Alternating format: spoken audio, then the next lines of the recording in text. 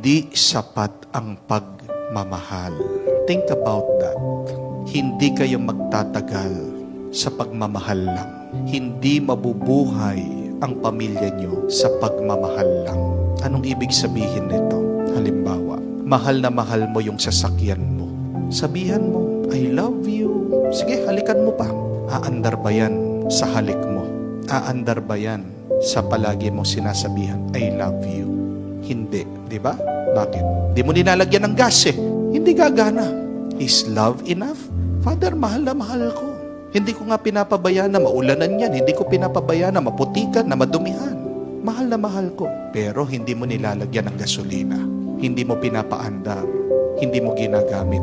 Masisira din. Is love enough? It is not enough.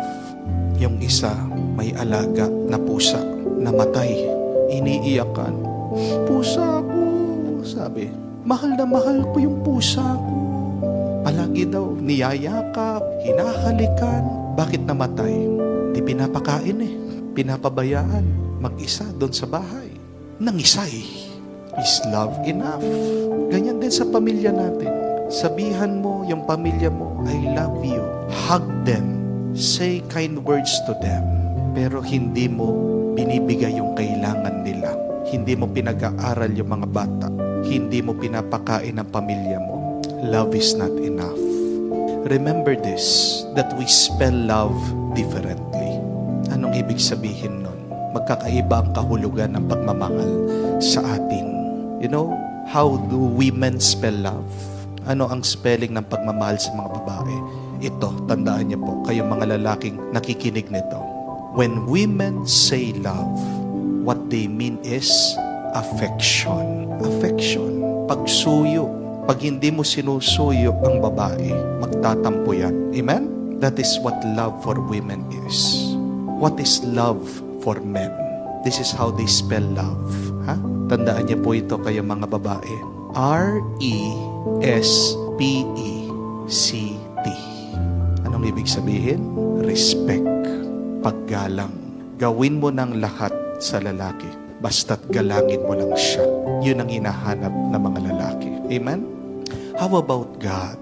How does God spell love? For God, love is O-B-E-Y.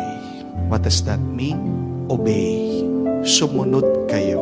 Remember the story in Genesis? Nung ginawa ng Diyos si Adan at si Eva? That is the first commandment. Obey me.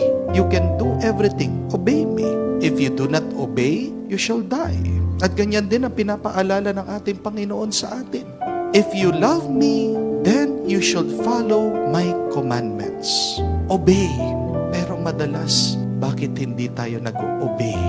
Because we only love ourselves. My dear friends, obey God. Because by obeying God, we receive good things in our lives. It is only through obeying God that we will be blessed. Obeying God is also for our own good. Remember, God will always give you what you need. Seldom God will give you what you want. But the priority of God, God will give you what you need.